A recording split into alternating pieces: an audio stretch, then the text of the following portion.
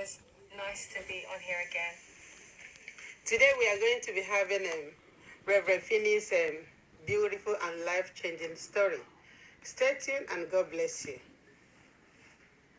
Reverend, thank you for coming on the show. It's a pleasure. It's indeed a pleasure as well to have you on today's show. I would like to know a little bit about you. Basically, who were you before you become a reverend? Me, I was a very streetwise. Was in a pack, was in a gang, and there was 5 of us, and it was from rejection that I was into the gang. And that, Sorry, rejection from who? Your father? Family. Mother, yeah? Yeah, through my mom, through my family, being born into a black family, even though I'm black myself.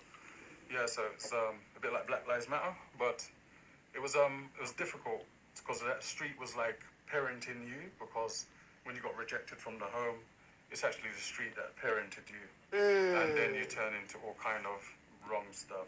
So why did you feel you were rejected from home? Because you said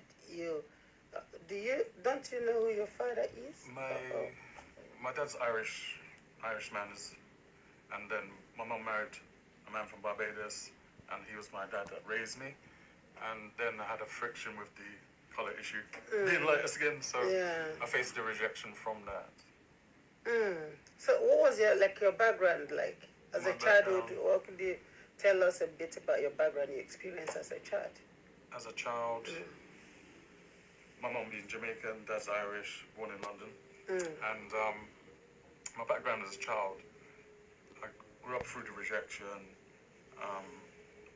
and found life on the streets.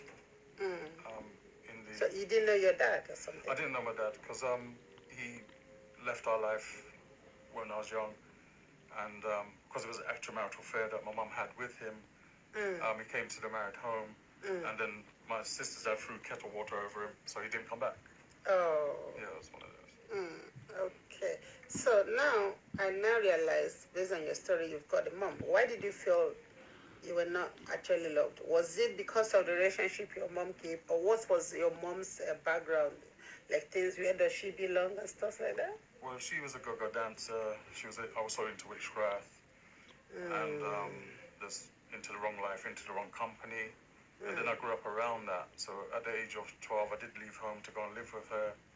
A knife was placed to my throat at the age of 12. You know, so it was kind of difficult. Who placed the knife on your throat at the age of 12? Who? Well, I went to Wolfminster, where my mum was, and a guy that was around there I played with, I didn't know him, and then he jumped into a skip actually, and then drawed out a knife like this, and it was to my throat.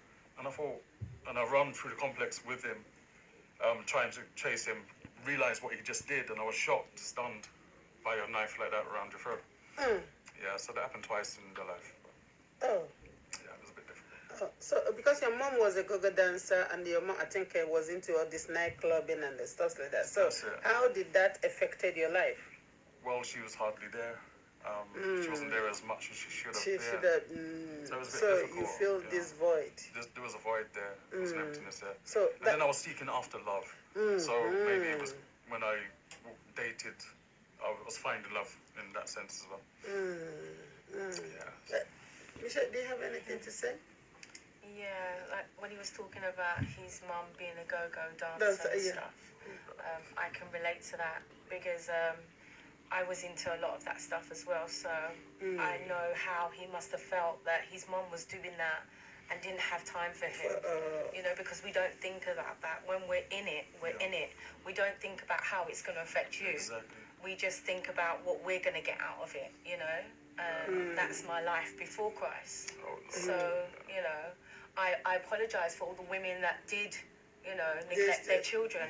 You know, I stand in the gap for that because, you know, when we was in it, we don't realise how messy it is and how it's going to affect you later on in life.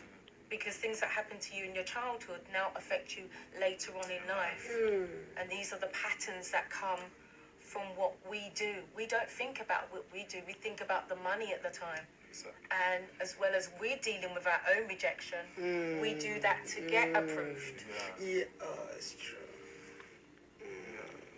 And not just that your mom was into go-go dancer, was a clubber, and was stuff like that. And she was also, you said she was also into witchcraft. Witchcraft, which makes it a lot more difficult for you. In terms of your experience as a child. Upbringing was with my second mum. Yeah. And she actually said to my second mum, because where my mum was married to the Barbadian man, then he had my second mum when I was 9 years old. So what she said to my mum that was into witchcraft, she used to say, I'll give this to him and make him act a certain way. She put witchcraft into the food I would eat, and my second mum used to chuck it away. So, things like that was going on. And witchcraft is very real, so people out there, please be careful. The Illuminati, the people being sacrificed, Hollywood and stuff like that. Please watch out for witchcraft, it's real. Oh, your mom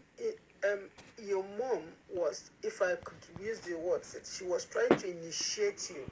Trying to control in the way of witchcraft. So that she can be in control of your life. Yeah. And because your second mom, who was actually looking after you, she was guiding me. Yeah. She was guiding you. Anyway, it's such a touching story. I feel not just inspired, but I feel amazed how God can still be at work to will and to do of its good pleasure. Irrespective of your background, where you are, there is no place too difficult for God to keep you. You might be where you are right now, listening to the sound of my voice, and you'll be thinking, oh, you fought and you get away with it. Oh, you did something and you get away with it. Oh, you used the knife and you overcome. No. You were sick and you come back alive. Some people has been affected with the uncertainty of this time in terms of COVID, and you are healed. Some of us, some people didn't even go to hospital, but they just used home remedy, and before you know it, they were negative and nothing is wrong. Madam, just okay. Somebody we prayed for in April, she got healed of COVID. It took a lot of prayer. So prayer works, and God works through the prayer. And she was healed of COVID in April. Yeah. So the point I was trying to portray is that his own mom, and being my reverend here, his own mom wanted to initiate him. But I would say a stranger is even the one protecting him. Can you see that? So his mom has a right to do it, even to kill him. In some cases, I'm not saying, you know what I mean.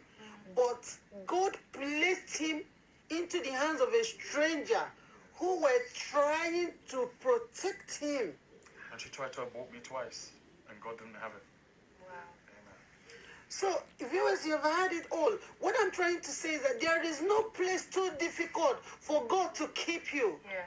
He kept Samuel in the midst of Eli's children, Hophni and Phinehas, who were a bunch of abuse in those days, who were a bunch of, I don't know